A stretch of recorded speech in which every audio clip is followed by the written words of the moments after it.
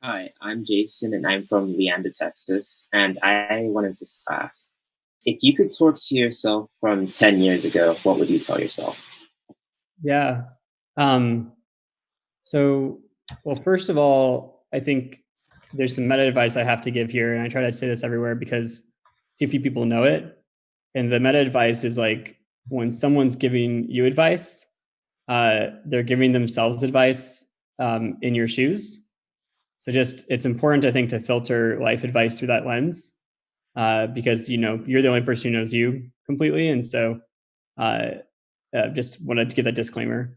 But I think that if I was talking to myself 10 years ago, I'm 28 now, so I'd be 18. At that point, I would have been a freshman at Brown, or sorry, I guess it'd be my second semester. I graduated high school when I was 17.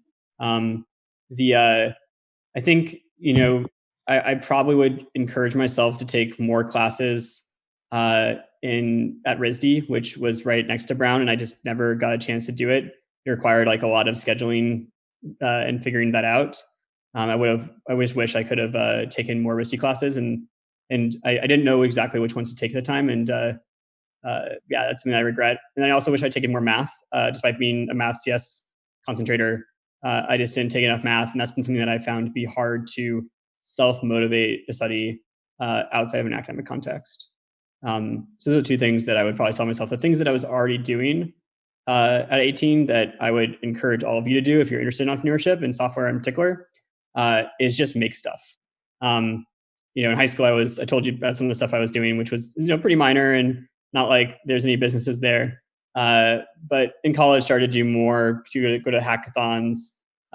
Work with friends on projects. Like we made like a course finder application that was social with Facebook, and so you could see like what your friends were taking, and also you can get recommendations for like what classes you might want to take based on the history of who's taken classes at Brown. We were able to get access to like all the course pair data through the administration, which is really cool.